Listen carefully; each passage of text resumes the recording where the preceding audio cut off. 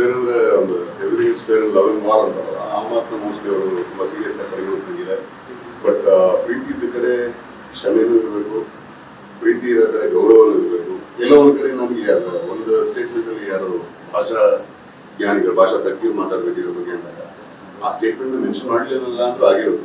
Mention ಮಾಡಿಬಿಟ್ಟಿದಾರಲ್ಲ ಅದು okay, ಇದನ್ನ ನನ್ನ ಗಂಡ ಅಂದರೆ ಕ್ಷಮೆ ಕೇಳಿದ್ರೆ ಬಹುಶಃ ದೊಡ್ಡವರಾದವರು ಇದ್ದೀವಿ. ಯಾಕಂದ್ರೆ ನಾವೆಲ್ಲರೂ ಅವ್ರನ್ನ ಇಷ್ಟಪಡ್ತೀವಿ, ನಾವೆಲ್ಲರೂ ಅಭಿಮಾನಿಗಳು. ಬೇಡದ ಜಾಗದಲ್ಲಿ ಬೇಡದ ಮಾತಾಡಿದಾಗ ಅದು ಕಾಸ್ಟ್ ಅಂತ ಗೊತ್ತಾಗುತ್ತಲ್ಲ, ಅದು ಅವರವರ ವಿವೇಕಕ್ಕೆ ವಿವೇಚನೆ ಬಿಟ್ಟಿದ್ದು. ಅದನ್ನ ಇವತ್ತು ನೋಡ್ತಾ ಇದ್ದೀನಿ.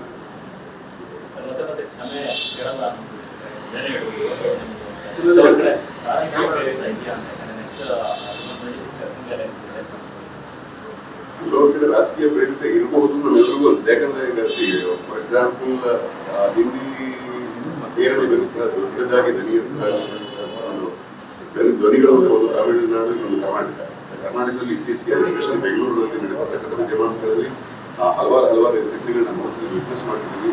ವಿನಾಕಾರಣ ಕನ್ನಡಿಗರನ್ನ ಕೇಳ್ಬೋದು, ಕನ್ನಡದ ಅಸ್ಮಿತೆಯನ್ನು ಪ್ರಶ್ನೆ ಮಾಡೋದು ಅಥವಾ ಕನ್ನಡದ ಸೆಂಟಿಮೆಂಟ್ನ ಹರ್ಟ್ ಮಾಡೋದು, ಇಂತಹ ಹಲವಾರು ಘಟನೆಗಳನ್ನ ನೋಡಿದ್ವಿ. ಅದಕ್ಕೆ ತಕ್ಕನಾಗಿ ಶಾಸ್ತಿನೂ ಆಗಿದೆ, ಅದರ ಹಲವಾರು ಉದಾಹರಣೆಗಳು ನಮ್ಮ ಮುಂದೆ ಇದೆ. ಆ್ಯಂಡ್ ಈ ಥರ ಯಾವಾಗ ನಾವು ಒಂದು ಭಾಷೆ ಹೇರಣೆ ಮಾಡಬೇಡಿ ಅಂತ ಮಾತಾಡ್ತಾರೆ, ಅದೇ ಒಂದು ಭಾಷೆಯನ್ನು ಇಟ್ಕೊಂಡು ಒಂದು ಸಿನಿಮಾ ಪ್ರಮೋಷನ್ ಆಕ್ಟಿವಿಟಿ ನಡೀಬೇಕಾದ್ರೆ ಒಂದು ಭಾಷೆಯ ಸೆಂಟಿಮೆಂಟ್ನ ಪ್ರಶ್ನೆ ಮಾಡೋದು ಅಥವಾ ಕೇಳ್ಬೋದು, ಎಲ್ಲ ಒಂದ್ ಕಡೆ ಅದು ಒಳ್ಳೆಯ ವಿಲಿಂಗ್ನೆಸ್ ಉಂಟು. ಅಲ್ಲ ಯಾವ ರೀತಿ ರಾಜಕೀಯ ಕುರಿತನೋ ಪೋಷಿತನೋ ಗೊತ್ತಿಲ್ಲ. ಬಟ್ ಆ ಒಂದು ವಿಷಯನ ತುಂಬ ಸೆನ್ಸಿಟಿವ್ ಅನ್ನೋ ವಿಷಯಗಳನ್ನ ಆ ಥರ ಒಂದು ವೇದಿಕೆಯಲ್ಲಿ ಬಳಸ್ಕೊಂಡಿದ್ದಾರೆ, ನಾವು ಮಾತಾಡಿದಾಗ ತಪ್ಪು. ಅಂಡ್ ನಾವು ಆಗಲೇ ಹೇಳಿದಂಗೆ ನಾವು ಕಮಲ್ ಹಾಸನ್ ಅವ್ರನ್ನ ಅತಿಯಾಗಿ ಪ್ರೀತಿಸ್ತೀವಿ, ಅತಿಯಾಗಿ ಅಭಿಮಾನಿಸ್ತೀವಿ. ಹಾಗಂತ ಎಲ್ಲವನ್ನೂ ಒಪ್ಪಕ್ಕಾಗಲ್ಲ. ಸೊ ತಪ್ಪೇ.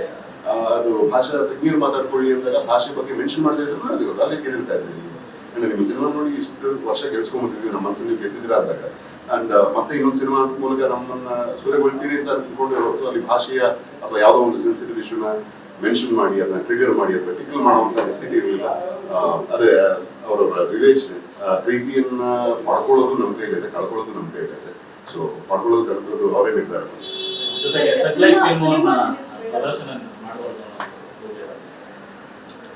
Very simple. Cinema is a wide spread medium. ಇವತ್ತು ಡಿಜಿಟಲಿ ತುಂಬ ಫಾರ್ವರ್ಡ್ ಇದ್ದೀವಿ. ಒಂದಲ್ಲ ಒಂದು ರೀತಿ ಸಿನಿಮಾ ಬಂದೇ ಬರುತ್ತೆ, ತಲುಪುತ್ತೆ. ಸೊ ಥಿಯೇಟ್ರಿಕಲ್ ರಿಲೀಸ್ ಬೇಡ ಬೇಕು ಅನ್ನೋದಕ್ಕೆ ಮಾತಾಡ್ತಿದ್ವಿ. ಈಗ ಕಾಲ್ ಅನ್ನೋದು ನನ್ನ ಗಟ್ಟಿ ನಂಬಿಕೆ. ಅದೇನಂದ್ರೆ ಯಾವುದೇ ರಾಜ್ಯಕ್ಕೆ ಹೋದ್ರು ಆಯಾ ಭಾಷೆ, ನಾವು ಬೇರೆ ಭಾಷೆಯಲ್ಲಿ ಆಕ್ಟ್ ಮಾಡ್ಬೇಕಾದ್ರೆ ಅಲ್ಲಿ ಭಾಷೆನ ಗೌರವಿಸೇ ಇರ್ಬೇಕು. ನಮ್ಗೆ ಬೇರೆ ಆಪ್ಷನ್ ಇಲ್ಲ. ಸೊ ನಾನು ಇಲ್ಲಿಂದ ಹೋದವನು ಇಲ್ಲಿಂದ ಆ ಮಣ್ಣಿಗೆ ಹೋಗ್ಬಿಟ್ಟು ನಮ್ಮ ಭಾಷೆ ಮಾತ್ರ ಮಾತಾಡೋದು ನಾನು ಅನ್ನಕ್ಕಾಗಲ್ಲ. ಅಥವಾ ನಮ್ಮ ಭಾಷೆನೇ ಕಿರಿದು ಇದು ಭಾಷೆ ಅನ್ನೋದು ಪ್ರತಿಯೊಬ್ಬರಿಗೂ ತಾಯಿ ಸಮಾನ.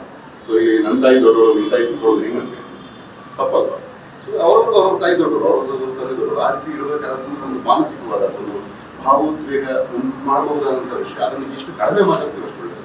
ಅಂಡ್ ಸಿನಿಮಾ ರಿಲೀಸ್ ಅಂತ ಬಂದಾಗ ಸೊ ಅಥಾರಿಟೀಸ್ ಏನಿದ್ದಾರೆ ಅವರು ಡಿಸೈಡ್ ಮಾಡಬೇಕು. ಅಂಡ್ ಏನಂದ್ರೆ ಸಿನಿಮಾ ರಿಲೀಸ್ ತುಂಬ ಮಲ್ಟಿಪಲ್ ಫ್ಯಾಕ್ಟರ್ಸ್ ಇದೆ. ಎಕ್ಸಿಬಿಟರ್ಸು, ಡಿಸ್ಟ್ರಿಬ್ಯೂಟರ್ಸು ಒಂದು ಕಡೆ ಆದ್ರೆ, ಈ ಕಡೆ ಚೇಂಬರು, ನಮ್ಮ ಕನ್ನಡ ಭಾವನೆ ಮತ್ತೊಂದು ಕಡೆ ಆಗ್ತದೆ. ಸೊ ಎಲ್ಲವೂ ಸೇರಿ ಒಂದು ಒಳ್ಳೆ ನಿರ್ಧಾರ ತಗೊಂಡೋದ್ರಿಂದ ಅಂದರೆ ಕ್ಷಮೆ ಕೇಳಲ್ಲ ಅಂತ ಅವ್ರು ಏನು ಹೇಳಿದ್ರು. ಆ ಮಾತಿಗೆ ಅವರು ಪ್ರಾಯಶಃ ಅವ್ರಿಗೊಂದು ಸ್ವಲ್ಪ ಅರ್ಥ ಆಗೋ ರೀತಿ ಒಂದು ವಿಷಯನ ಮೆಸೇಜ್ನ ಕನ್ವೆ ಮಾಡ್ತಕ್ಕಂಥ ಕೆಲಸ ನಮ್ಮ ಕಡೆಯಿಂದ ಆಗೋದು. ಆ್ಯಂಡ್ ಅದರ್ವೈಸ್ ನಾನು ಯಾವಾಗಲೂ ಭಾವಿಸೋದು ಇಷ್ಟೇ. ನಾನು ಹಲವಾರು ಕಡೆ ನಾನು ಕಾಲೇಜ್ ಕಾರ್ಯಕ್ರಮಗಳಾಗಲಿ, ಸ್ಕೂಲ್ ಕಾರ್ಯಕ್ರಮಗಳಾಗಲಿ ಹೋದಾಗ ಹೇಳೋದೇನಂದ್ರೆ ಕನ್ನಡ ಅಂತ ನಾವು ಕೂಗೀಗ ಹಿಂದಿ ಹೇರಣೆ ಅಂತ ನಾವೇನಂತಿಲ್ಲ. ಕನ್ನಡನೂ ನಾವು ಜೋರಾಗಿ ಮಾತಾಡಿ ಗಟ್ಟಿಯಾಗಿ ಕೂಗಿ ಯಾವುದೋ ಒಂದು ಈ ಥರ ವಿಷಯಗಳು ಬಂದಾಗ ಅಷ್ಟೇ ಕನ್ನಡ ಅಂತ ಹೇಳಿದೆ. ಸದಾಕಾಲ ಕನ್ನಡವನ್ನು ನಾವು ಮಾತಾಡ್ತಿದ್ರೆ ಸಾಕು. ಆ ಒಂದು ವಾತಾವರಣವನ್ನು ನಿರ್ಮಾಣ ಮಾಡಬೇಕು. ಕನ್ನಡದವರು ಕನ್ನಡವನ್ನು ಮಾತಾಡಬೇಕು, ಅಭಿಮಾನಿಸಬೇಕು. ನಾವು ಮಾತಾಡೋ ಪರಿಯನ್ನು ಕಂಡು ಬೇರೆಯವ್ರು ಕನ್ನಡ ಮಾತಾಡೋದು, ಕನ್ನಡ ಕಲಿಬೇಕು ಅಂತ ಅನಿಸ್ಬೇಕು. ಎಲ್ರಿಗೂ ತುಂಬ ಅನುಕೂಲ ಮಾಡ್ಕೊಡ್ತೀವಿ ಅವ್ರವ್ರ ಭಾಷೆನ. ಸೊ ಅವ್ರು ಕನ್ನಡ ಕಲಿಯೋ ಅನಿವಾರ್ಯತೆಯೇ ಇಲ್ಲ.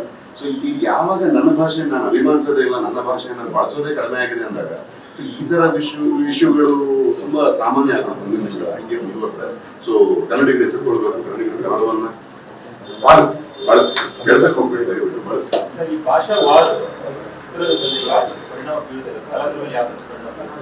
ಎಲ್ಲದ್ರ ಮೇಲೆ ಖಂಡಿತವಾಗ್ಲೂ ಪರಿಣಾಮ ಬಿದ್ದೇ ಬೀರಿದೆ. ಯಾಕಂದ್ರೆ ಈಗ ನಂದು ಮುಂದೆ ಒಂದು ತಮಿಳು ಸಿನಿಮಾ ರಿಲೀಸ್ ಆಗೋದಿದೆ. ನಾನು ಅಲ್ಲಿಗೆ ಹೋದಾಗ ಅಲ್ಲಿನ ತಮಿಳು ಯಾಕೆ ಆಗ್ಬೋದು, ಅವರವರ ನಟರು ಅವರವರ ಭಾಷೆ ಅವರು ದೊಡ್ಡದಲ್ಲ.